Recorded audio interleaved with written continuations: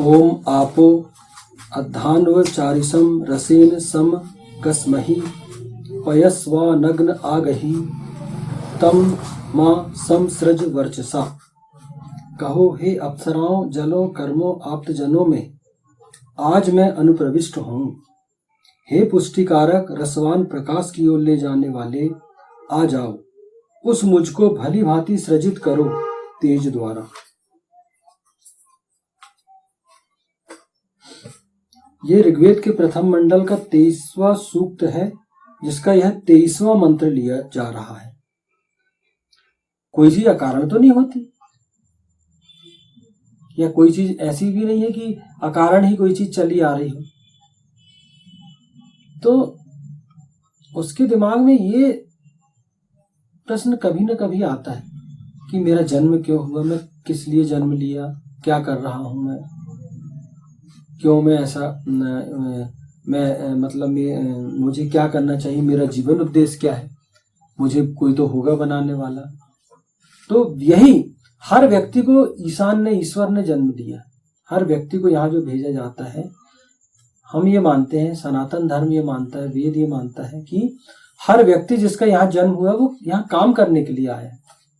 काम करने के लिए मतलब ईश्वर ने ये सृष्टि, कहा जाता है ईश्वर अंश जीव अविनाशी, यह सृष्टि ईश्वर ने, ईश्वर जो जीव है, जो मनुष्य है, वो ईश्वर का अंश है। और यह सृष्टि ईश्वर ने इसलिए दी है कि भैया आप जाइए और मेरे द्वारा, मेरी इतनी शक्तियां हैं और आप भी मेरा ही अंश हो, जाओ, ये सृष्टि मैंने आपको दी, अब जाओ यहां पर कुछ सत्कर्म करो। क्रमवंतो विश्वम आर्यम, ये जीवन उद्देश्य है, विश्व को आर्य करना है। मतलब हम ये मानते हैं, विश्व वेद ये मानता है विश्व को आर्य, आपको विश्व को आर्य करना है। आर्य मतलब क्या करना है, ऐसा नहीं कि आर्य कोई सांप्रदायिक शब्द हो। आर्य मतलब होता है श्रेष्ठ, विश्व को श्रेष्ठ बनाओ, अच्छा बनाओ। आप जा रहे हो तो आप अपने आसपास का वातावरण, विश्व का वातावरण ऐसा बनाओ कि जो और लोग हैं, जो उनको जीने में सहूलियत हो, उनको सरलता से जीवन जीने को मिले। तो उसके पहले वेद ये कहता है क्रमवंतो स्वयमेव आर्यम, कि सबसे पहले आपको खुद को आर्य करना, खुद को श्रेष्ठ बनाना है। आर्य मीन्स श्रेष्ठ बनाना, अच्छा बनाना, सत्कर्मी बनाना। तो जब आप सत्कर्मी होगे तो आप किसी को दुख थोड़ी दोगे। एक सत्कर्मी व्यक्ति कभी किसी को दुख नहीं देता, वो अपने आसपास के लोगों के लिए बहुत अच्छी सुविधाएं उत्पन्न करता है। जब भी राम राज्य था तो हम सुनते हैं कि राम राज्य में लोगों के घरों में ताले नहीं लगते थे। क्यों? क्योंकि उन्होंने ऐसा एक वातावरण बनाया था, प्रशासन अपना ऐसा रखा था, लोग घरों में ताले नहीं लगाते थे। क्यों? क्योंकि लोगों को हर चीज की पूर्ति थी, धन धान्य की पूर्ति थी, लोगों की जरूरतें पूरी हो रही थी। लेकिन उनका चारित्रिक विकास भी इतना किया गया था, वैसा चारित्रिक नैतिक गुणों का विकास भी उनका ऐसा हुआ था कि वो ये मानते थे कि ये करना गलत है, ये करना पाप है या दुष्कर्म है, तो वो ये काम नहीं करते थे, क्योंकि नैतिक विकास किया गया था, चारित्रिक विकास किया गया था। तो ऐसा एक माहौल उन्होंने बनाए थे। तो वेद यही कहता है आपको। तो हर व्यक्ति जो ये सोचता है कि मेरा जन्म किस लिए हुआ, तो उसके लिए यही है कि भैया आपको इस, जहां आप जन्म लिए हो तो आपको वहां श्रेष्ठ बनना है, अपने आसपास के लोगों को श्रेष्ठ बनाना है। और आप कैसे श्रेष्ठ बनोगे? आप बहुत सारी चीजें तो हम नहीं जानते, तो हमें वेद को जानना होगा। हमें अगर हम वेद को भी नहीं जान पा रहे हैं तो हमें सत्पुरुषों का उनका संग करना चाहिए, उनका साथ। फिर इसमें यहाँ है, यही अप्सराओं, जलों, कर्मों, आप्तजनों का यह कर्तव्य है कि वे ऐसे लोगों को भली भांति आत्मसात करें। अप्सराएं, अप्सराएं मतलब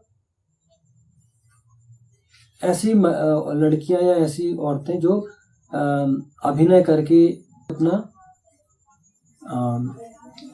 उदर पोषण करती है, अपना जीवन यापन करती है, क्योंकि उसके पास उसके अलावा कोई रास्ता नहीं, उन्हें यहाँ अप्सराएं कहा गया।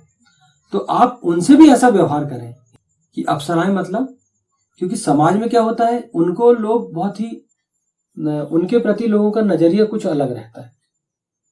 लोग उन्हें गंदी नजर से देखते हैं, उन पर कुदृष्टि डालते हैं। तो आपको ये एक सत्कर्मी का ये कर्तव्य है कि आप उनके हृदय में भी अपना स्थान बनाएं, उनको उतना सम्मान देना है आपको, उनको उतना उनके जीवन में उनको उनका उचित सम्मान दें। आप जब वो आप आए तो श्रद्धा से आप उन्हें देखिए, आदर से आप उन्हें देखिए, आप उनका वो सम्मान करें कि उनको लगे कि नहीं, आप एक सत्पुरुष हैं, आपके पास वो सुरक्षित है। तो ऐसे लोगों को, ऐसे इन महिलाओं को भी आपको सम्मान देना है, उनका रक्षण करना है, आपको उनकी रक्षा करनी है, उनको उचित सम्मान देना है और उनको बताना है कि नहीं, आप हमारे ही समाज का हिस्सा है और आपको हम पूरा आदर करते हैं। फिर यहाँ जल कहा गया है। जल से तात्पर्य है पानी, लेकिन जल से यहाँ वेद में एक तात्पर्य और है, जल से औरत को भी जल कहा गया। एक तो ये तात्पर्य हो गया। फिर दूसरा ये कि आप अपने परिवार में, अधिकांश समय हम अपने परिवार में बिताते हैं और हमारा वास्ता किससे पड़ता है? अपनी माता से, अपनी बहन से, अपने घर की भाभी से, बेटियों से, अपनी परिवारजनों से और आपकी पत्नी से। तो वेद कहते हैं कि आप इनको भी इनका उचित स्थान दीजिए, आप इन्हें भी वो सम्मान दीजिए जो ईशान ने निश्चित किया। अगर आपकी पत्नी है तो आप वही सम्मान दीजिए जो एक पति को अपनी पत्नी को देना होता है। अगर आप उनके हृदय में आप अपनी पत्नी के हृदय में यदि निवास करेंगे तो वो आपके घर को स्वर्ग बनाएगी, वो आपके परिवारजनों को सुखी रखेगी। अगर आप अपनी माता को सम्मान देते हैं, अपनी बहन को सम्मान देते हैं, तो वो भी दूसरे भी तो प्रेरणा लेंगे ना आपसे कि अपनी माँ का, अपनी बहन का, अपनी पत्नी का कैसे सम्मान किया जाता है। यह है कि आपको एक ऐसा समाज बनाना है, एक ऐसे समाज की रचना करनी है कि जहां जो उस समाज में बहुत सुखी सुख हो। लेकिन हम देखते क्या है अपने समाज में कि इसके विपरीत चीजें देखते हैं। या आपने एक ऐसा परिधान धारण कर लिया जो लगे तो सत्पुरुषों का, लेकिन अंदर से आप रावण हो, कंस हो, दुर्योधन हो, तो वो पहचान भी होनी चाहिए आपको। तो ऐसे लोग क्या समाज को विकृत करते हैं, समाज में गंदगी फैलाते हैं और उनकी वजह से लोग फिर अच्छे लोगों से भी कटने लगते हैं। अगर कोई वास्तव में बहुत अच्छा व्यक्ति है तो ऐसे लोगों की वजह से, कि जिनका वस्त्र तो वो बिल्कुल संतों के धारण करेंगे, लेकिन मतलब हृदय में उनके कपट है, छल है, द्वेष है, ईर्ष्या है, गंदगी भरी पड़ी है। तो ऐसे लोग जो है वो समाज के लिए घातक है। तो उनसे भी सावधान रहने की जरूरत है।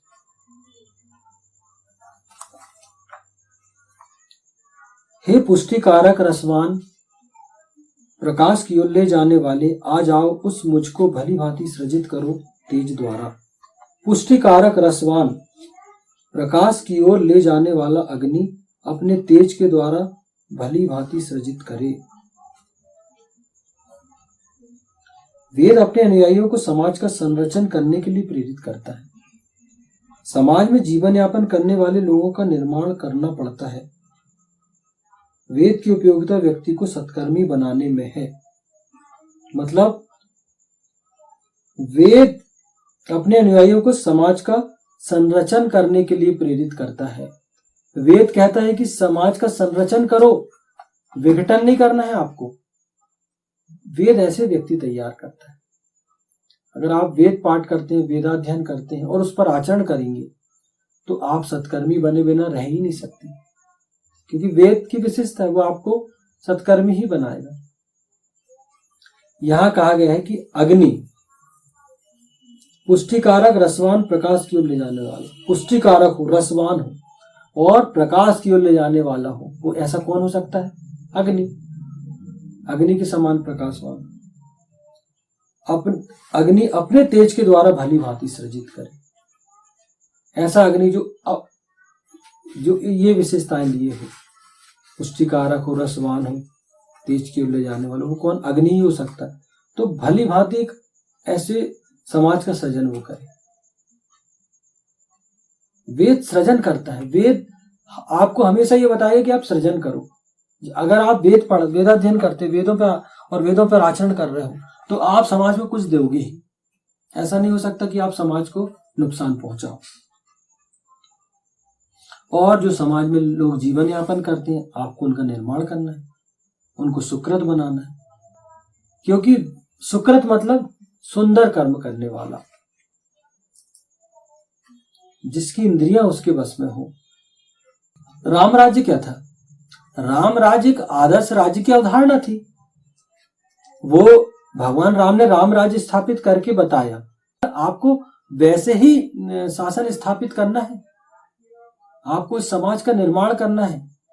जैसे ईश्वर ने आपके लिए क्या किया, जैसे ईश्वर ने, अगर हम देखें अपने जीवन को, तो ईश्वर ने क्या किया, आपको जन्म दिया और सारी व्यवस्थाएं आपके लिए करने वाला। वेद कहता है कि मैं अपने अनुयायी को ऐसा बनाता हूं वो सृजन करें। वेद की उपयोगिता व्यक्ति को सत्कर्मी बनाने में। वेद पूरा फोकस करता है कि जो मेरे द्वारा बनाए मनुष्य हैं, ईशान कहता है मेरे द्वारा जो बनाए मनुष्य हैं वो सत्कर्मी बने। ये बहुत आवश्यक जरूरत है एक श्रेष्ठ समाज की। उनमें संस्कारों के माध्यम से ही व्यक्ति पशु अवस्था से उठकर मानव, ऋषि, देव, ब्रह्म और विशिष्ट ब्रह्म अवस्था प्राप्त करता। वही बात जो मैंने अभी पहले बोला, शून्य से महाअस्तित्व की ओर। ये काम वेद ही करता है। सबसे पहले तो जब व्यक्ति जन्म लेता है वो पशु कहलाता है, फिर मनुष्य बनता है संस्कारों के द्वारा। बाकायदा एक प्लानिंग के तहत उसको संस्कार किया जाता है। फिर उसके अंदर की जब उसकी इंद्रियां जागृत होने लगती है, बच्चा बड़ा होने लगता है, तो फिर उसको अध्ययन कराया जाता है, गुरुकुल भेजा जाता है, अध्ययन अध्यापन कराया जाता है, उसको माता पिता समाज शिक्षा देते हैं, तो वो फिर मनुष्य बनता है, फिर ऋषि बनता है, फिर धीरे से देव बनता है, फिर जब और आगे बढ़ता तो देव से वो ब्रह्म बनता है। वेद व्यक्ति को वहां ले जाता है। ये कब समाप्त होगी? जब लोग सत्पुरुष होंगे, जब लोग वेदों पर आचरण करेंगे। कोई व्यक्ति निस्तेज और असफल नहीं रहना चाहता, किंतु जीवन नीरस नहीं होना चाहिए, रसमय होना चाहिए। वेद अपने अनुयायी को एकांगी नहीं बनाना चाहता। किसी का भी व्यक्ति का जीवन नीरस नहीं होना चाहिए, क्योंकि मनुष्य की प्रकृति भोग की प्रकृति है। ईश्वर ने जो मनुष्य को बनाया उसकी प्रकृति भोग की है। लेकिन क्या है कि जब आप वेद को पढ़ते हैं, वेदाध्ययन करते हैं, वेद को समझते हैं, तो भोग की प्रकृति को त्याग से जोड़ा गया है कि पहले आप त्याग करें, उसके बाद भोग करें। जब आप सामर्थ्यशाली हो जाओगे तो आप भोग भी अच्छे से कर पाओगे। लेकिन जो नहीं पढ़ता या जो पढ़ाई छोड़ दे या बस घूमना या अपने मन का करना, तो एक समय के बाद फिर आप वो भोग करने के लायक भी नहीं रहते, क्योंकि जब आपका त्याग का समय था आपने भोग कर लिया, और भोग के समय आप कुछ बन ही नहीं पाए, या आप में वो स्किल कौशल ही डेवलप नहीं हो पाया, अभिवृद्ध नहीं हो पाया कि आप क्या भोग करोगे। पता चला आपने पढ़ाई नहीं किया, आप 18, 20, 22 साल के हो गए, अब आपके पास नौकरी नहीं है, व्यापार नहीं है, तो आप क्या करोगे। तो यही कि भोग को त्याग के साथ जोड़ा गया। रसहीन जीवन नहीं है व्यक्ति का। ईशान कहता है, वेद कहता है कि आपके जीवन में रस हो, लेकिन रस कब होगा? जब आप उसके लिए मेहनत करोगे, प्रयास करोगे, संघर्ष करोगे, तो वो चीजें तब आपके अंदर डेवलप होंगी। कहो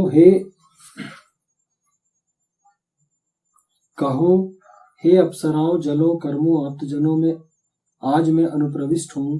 हे पुष्टिकारक रसवान प्रकाश की ओर ले जाने वाले, आ जाओ उस मुझको भली भांति सृजित करो तेज द्वारा। ओम आपो अद्धान व चारिसम रसेन समगस्महि, पयस्वानग्न आगहि तम मा सम सृज वर्चसा। ओम।